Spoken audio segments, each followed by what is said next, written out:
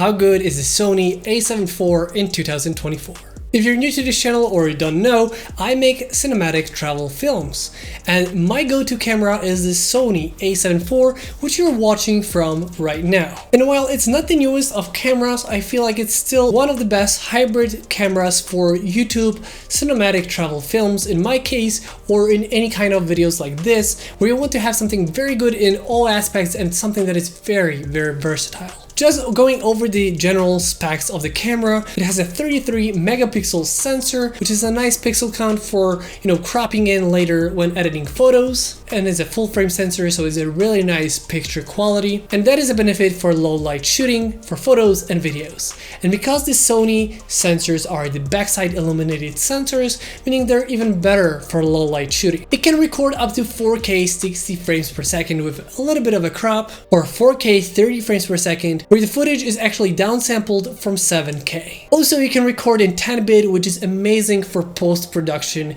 where you can really push the color grading and push the colors in all directions without it falling apart. And you can record up to 120 frames per second in 1080p. And coming back to the photos, you can actually shoot up to 10 frames per second, so it's still very nice. This camera is very, very versatile for all types of content creation. Whether you want to take a high quality photo or if you want to record a nice high quality video, everything can be done with this camera. It is a very versatile camera because the Sony A7 line has the normal hybrid cameras. We have the Rs more for the photo side and the S for the video side, but I feel like YouTubers and online creators, or just people that want to have best of both worlds in one camera, are gonna look for something like this, which has good photos and videos in one body. And also for online creators, whether it's gonna be the cinematic travel film, or it's gonna be a vlog, or it's gonna be something like this, it is amazing because you have the flip out screen. You can actually flip out the LCD screen and can see yourself when recording, which is very nice. And yes, there was a time, I'm gonna go back to it, where the full frame cameras didn't really have the flip out screens. You either had like a Sony A7 III, which I had, or Canons, and had to rely on checking if everything is good and then hoping that they're in the frame.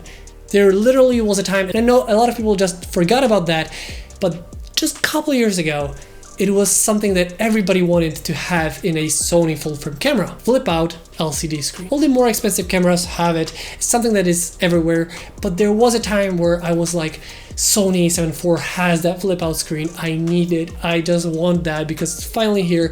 Sony A7 III didn't have it, and all the other cameras didn't have it. It was like a big talking point, and now it has it. And a lot of cameras since have it too, but it was one of the things that was really nice to see come to the A7 line. Overall, I feel like it's a beast. I record my cinematic travel films in Full HD, 60 frames per second, or 30 if I'm talking, in 10-bit, so it's a very nice footage. And because it's a full frame, it looks very nice. It can look very nice and cinematic because of the bokeh that it can create with the bigger sensor.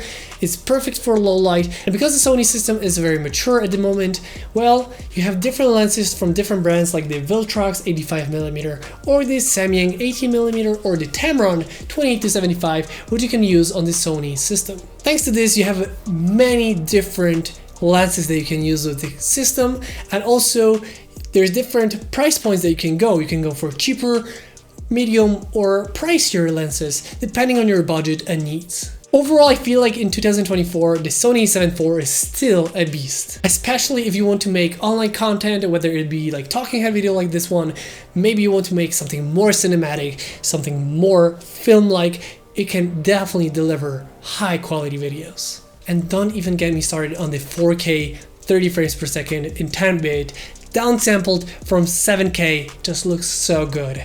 And even in low light, it just holds up so good. Definitely, if you have this camera, you can create so many amazing things with it, and I just don't see a reason you would want to upgrade to another camera unless there's something that you truly need and that camera has it. I feel like Sony A7 IV, like a hybrid shooter for online creators or filmmakers, is more than enough. It's way more than enough, which is amazing to see how well it holds up. In my personal opinion, I think we're in a point where we don't really see an upgrade in how we film, because we are not going to film in like 6K or 8K. We're barely scratching the surface depending on who is going to film. Some people are filming in 4K, but we're barely scratching the 4K filmmaking. A lot of people are still gonna film in 1080p like me, because when I travel I just want to have more memory, more battery, and the 1080p is still good. And better yet, a lot of people are watching on smartphone devices or a small, laptop, tablet.